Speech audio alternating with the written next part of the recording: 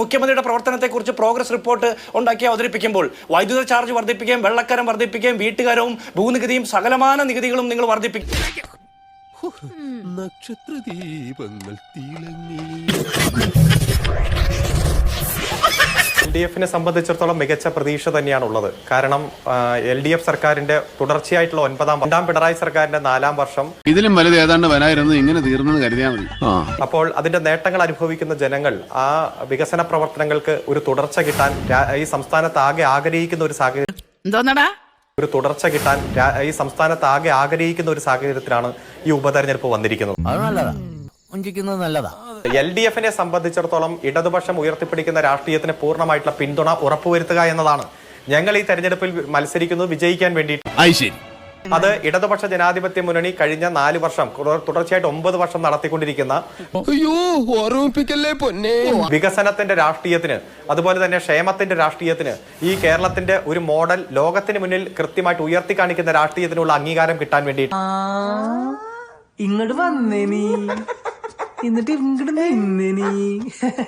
ഈ post machine work ചെയ്യാത്തതിന്റെ പേരിലും വാതിൽപ്പടി വിതരണക്കാർ ration കൃത്യമായിട്ട് എത്തിക്കാത്തത് കൊണ്ടും റേഷൻ കടയിൽ നിന്ന് കാലി സഞ്ചിയുമായിട്ട് വീട്ടിൽ പോകുന്ന മനുഷ്യരുടെ ഒരു കയ്യബദ്ധം സപ്ലൈകോ ഔട്ട്ലെറ്റിലെ കാലിയായിട്ടുള്ള റാക്കും വലിയ വിലയുടെ വിലവിവര പട്ടികയും കണ്ട് സങ്കടത്തോടെ പലചരക്ക് കടയിലും പച്ചക്കറി കടയിലും പോയി വലിയ വിലയിൽ സാധനങ്ങൾ, നിത്യോപയോഗ സാധനങ്ങൾ വാങ്ങുന്ന മനുഷ്യരുടെ സങ്കടം നിങ്ങൾ എപ്പോഴെങ്കിലും കണ്ടിട്ടുണ്ടോ?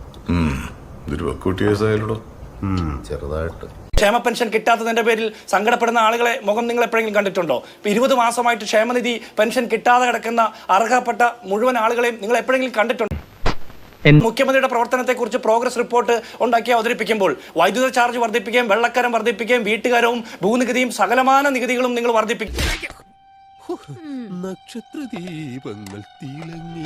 സാധാരണക്കാരന്റെ ജീവിതത്തിൽ അനുഭവവേദ്യമായ അവർക്ക് കേരളത്തിലെ മുഖ്യമന്ത്രിയുടെ ഫ്ലെക്സ് കാണുമ്പോൾ ചിരിക്കാൻ മനുഷ്യന്മാർക്ക് തോന്നുന്ന എന്ത് വികസന പ്രവർത്തനമാണ് നിങ്ങൾ നടത്തിയിട്ടുള്ളത്? ആദ്യഘട്ടത്തിൽ ശ്രീ PV അൻവർ ചില കാര്യങ്ങളൊക്കെ ഉന്നയിക്കുന്നുണ്ടായി. അദ്ദേഹം പറഞ്ഞ ഏതെങ്കിലും ഒരു കാര്യം ഈ പൊതുസമൂഹത്തിൽ അംഗീകരിച്ചു കൊടുക്കുന്ന ഒരു സാഹചര്യം ജനങ്ങളുടെ ഭാഗത്തുനിന്ന്. അതുകൊണ്ട് അദ്ദേഹം എന്തിന് MLA സ്ഥാനം രാജിവെച്ചു, എന്ത് പർപ്പസാണ് അതുകൊണ്ട് സെർവ് ചെയ്യപ്പെട്ടത്, എന്ത് സന്ദേശമാണ് അദ്ദേഹം പൊതുസമൂഹത്തിൽ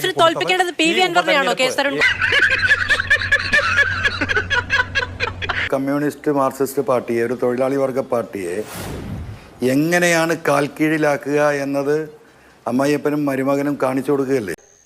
കള്ളപ്പന്നി. മൂന്നാമതും മരുമകൻ തന്നെ അധികാരത്തിൽ വരും. അടുത്ത മുഖ്യമന്ത്രിയാണല്ലോ മരുമകൻ. ഇനി ഇവിടെ നിന്ന് ഇതിലും വലുത് കേൾക്കേണ്ടി വരും. അമ്മായിയപ്പന് ഒരു നിവൃത്തിയില്ലെങ്കിൽ മരുമകനെ മുഖ്യമന്ത്രിയാക്കും. ഒക്കെ എന്റെ യോഗ അമ്മാവാ. അത് ഈ ജനം ഇനി അനുവദിക്കുമോ?